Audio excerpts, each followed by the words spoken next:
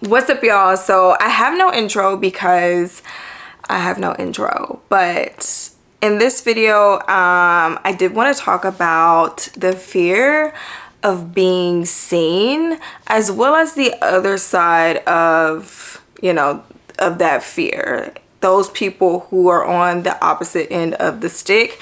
Because I heard, I don't know if it was through a podcast or what, but someone had said that people have a fear of provoking envy.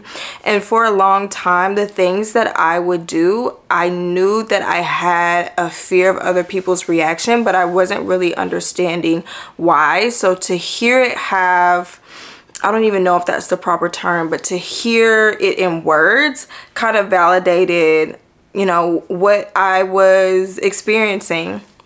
And so obviously certain things like that are very profound to us, and it never leaves us. And so I know if I'm experiencing it, other people are experiencing it, because if it's one thing the internet has taught me, is that our experiences are not unique. Our experiences are very much universal. We are a lot more alike than we once originally thought. So I think obviously survival is very big for humans. We are designed for survival. And when you're trying not to provoke envy or trying not to be seen, I just simply think that aligns with us trying to survive. We're not trying to rock the boat. We do need community and desire community. And so oftentimes that can cause us to kind of keep ourselves small just so we don't stand out. But also looking at it for what it is, if you are just going to keep it a buck with yourself, you're basically teaching yourself to water yourself down, because if you operate at your highest potential, then that's going to disrupt the peace in other people, and that in turn disrupts your peace. And I also ask myself, like, okay, when I'm going down this rabbit hole of thoughts, which is pretty much every day, I'm like, so why are other people so upset? And when I talk about this, I am not exempt. I am still human. I still battle envy. Even though I try to be more consciously aware throughout my day-to-day when it comes to my thoughts, I still battle envy. Not as much as before, but I still battle it, and I'm still capable of being envious. So when I talk about this, like, this is because I've had firsthand experience, because this is what I've done. And if you're not a stranger here, I am not a stranger to blooping myself. And so I think when envy is provoked in other people, obviously it comes out as anger, right? And using the internet, because the internet is just so huge, y'all. I always go back to saying the internet, because once again, you're watching this video through the internet. Like, you're probably surfing through the internet, you're scrolling through the internet. Your work is on a cloud, that is housed somewhere. To access it, you have to get through the internet. So the internet is such a huge part of our lives that we can't really detach from, in our day-to-day. We check our bank accounts through the internet, whatever. So we see through the internet like a lot of anger and a lot of complaining and a lot of insulting, and I think that is just how envy manifests itself in a lot of people.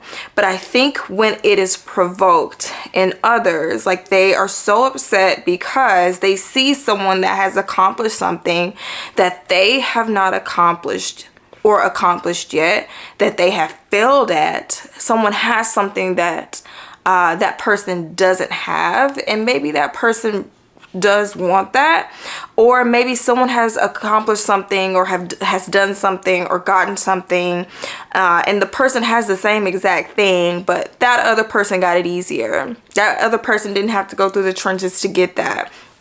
Or for some reason we have an unconscious bias and we don't believe that that person deserves it like we deserve it. And so it comes out as once again negative, it comes out through negative emotions. And going back to the other side of that, I can see why it is so easy for us to be like, no, I'm not going to share this news, or, you know, no, I don't want to be at the head of this. I'll let someone else take the lead. Or when someone's complimenting us, even at work, we're kind of just like sliding down a wall in our seat, because it just makes us uncomfortable, and we don't want to make other people feel uncomfortable. That is something that I absolutely 1000% struggle with, is like really stepping into my power and owning my power, and knowing that if I do so, as long as my intentions are good, even if it disrupts peace in other people, that has absolutely nothing to do with me. And that's okay. But a real life example of this, I will say, is that like when I bought my home, I did tell YouTube about my journey and whenever I got into the home. But I don't think a lot of people from my personal world watch YouTube, so I feel okay posting certain things on YouTube. But when it came to like my personal socials, I did not make a post. I did not make a post.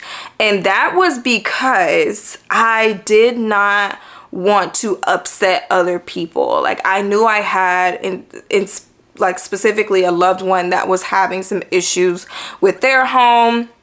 And so my thinking was, I don't want to make this person feel bad, because I just got into this home and they're having so many issues with their home.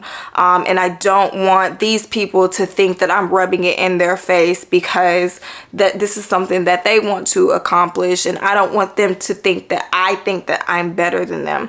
And so I just didn't post it. I think on Instagram, my personal Instagram, I posted like a small little corner of the house with like some text on it in my story, and it was intentionally posted on my story because stories automatically delete after 24 hours. I did not want it to have like a permanent place on my socials because of those reasons.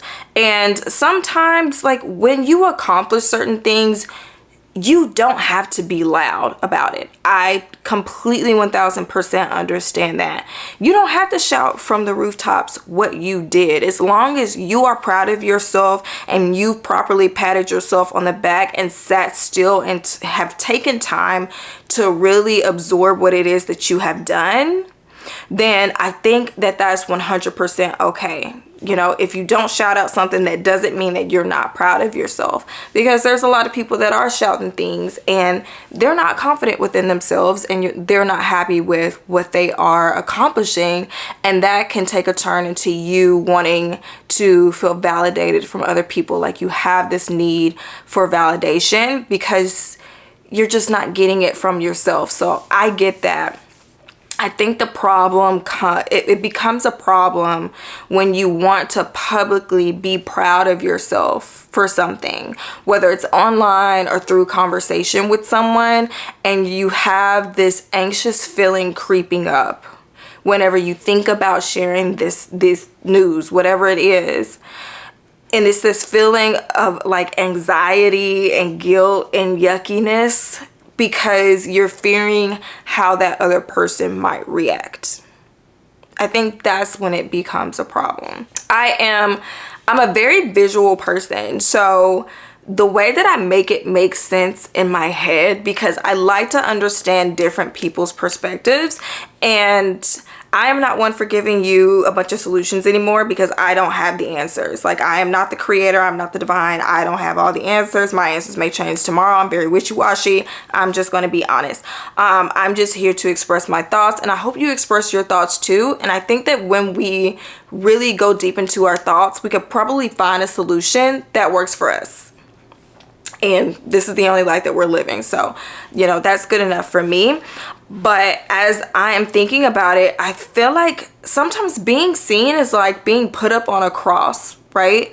And so when you're up on display, you are subject to ridicule. You are subject to negativity, people talking about you, being rude, making certain assumptions about you, being beaten down, okay? And I'm going to go back to online because I think we're all online, obviously. And I know a lot of people see it. Like when you go to a certain piece of content, without even having to consciously think about it, I think we programmed ourselves into going straight to the comments. And I may talk about this in another video because this is something that I'm trying to unprogram from my brain. I feel like the internet would be a better place if we didn't have a comment section. Yes, it's a great place to build community, but a lot of the times that is where the negativity is coming from, and it's really taking a toll on our mental health. And I think especially the youth, because their brain is still developing, they're still trying to figure themselves out, and they're going to make a lot of mistakes, right? And so without thinking about it, a lot of times we go straight to the comments, and as the content is playing, we're scrolling through the comments, absorbing the comments. So a lot of us are not new to this.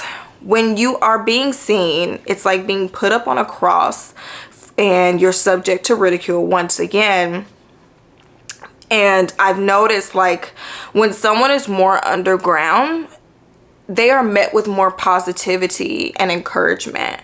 But as that person continues to elevate, you will notice that the positivity starts to become negative. And I'm always sitting and thinking like, okay, why is that? And taking my own experiences, not from me being the person that's elevating, me being the person that's like, now you've provoked envy in me.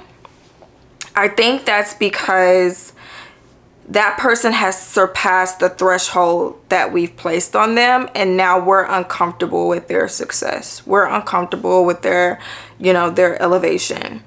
And now I need to bring you back down to my level that I have for myself in my head. And to do that, the only way I know how to do that is to spew negativity towards you, hoping that it brings you back down. Because like now you're elevating above me, and I kind of see you above me, which is my own doing, I need to bring you back down because you've surpassed the comfort level that I've placed on you. And as I speak, I've done this in my head. I've never made a public negative comment. I don't think that I am that miserable. But I've done this in my head where I'm kind of like, who does she think she is, or who does he think he is, and now he's changing, and now they're too good, or an XYZ, and it's crazy. But I'm still human. Once again, I'm still capable of envy, even though I'm working on it. But it's one thing that I learned, and I cannot remember what podcast video it was from, but it was basically saying like, if you follow these feelings of envy, they're uncomfortable. And once again, I think that's why people spew so much negativity, is because it makes them feel better. Obviously, like if you don't like someone and you find someone else that doesn't like that person, you kind of trauma bond over that, I've done that in my teenage years.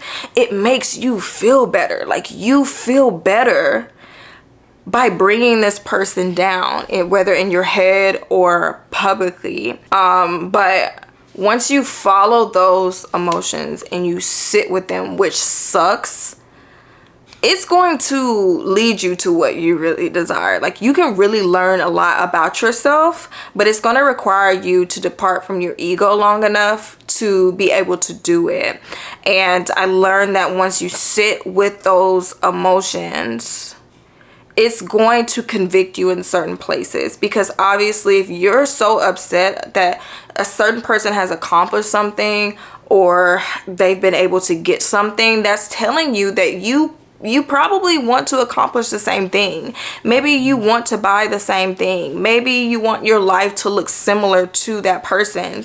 And that's not saying that you're trying to play copycat or whatever. That's just letting you know what direction you truly want your life to go in. Like those feelings are feedback, and as long as you use them as feedback, like it's going to tell you what you need to do, what you need to work on. And a lot of times when I do this, like I can tell like it's conviction. I can tell when I'm not on my A game, when I want to accomplish certain things or have certain things, if I just sit with those emotions long enough and I use them as feedback, leave the negative emotions or negative feelings, and just kind of like work these things into my goals. And I don't, once again, have a real solution for dealing with the fear of envy and dealing with envy. But I think it lies somewhere between good judgment, having empathy, of course, and being proud of yourself. Somewhere between those three things. And it's going to look different for a lot of people. But the one thing I will say that does truly help me is just by learning. It is truly by being unbiased and really trying to learn all sides, like learn all perspectives, putting myself in other people's shoes, which is, once again, you have to let go of ego.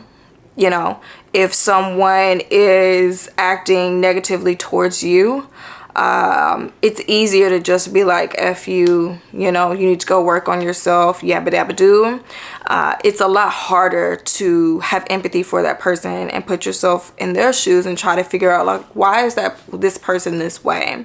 And then once you begin to learn these things, it becomes a lot easier, not to accept, but to deal with, because you have that understanding. And I think once you have an understanding, you can kind of step over that fear. It becomes a lot easier to step over that fear and just do your thing if that's something that, you know, you truly want to do. Because I think we cap ourselves at good enough. And I think good enough, or operating at a good enough level, is just enough to keep others from getting irritated with us, while also, you know, still being somewhat proud of ourselves. We're not overachieving or excelling, and so we can still kind of blend in while still feeling good about ourselves. And once again, I think that just comes down to our survival instinct. And I think the question for you and for me when it comes to finding out what our solution should be is, are you okay silencing certain parts of your life to keep others comfortable?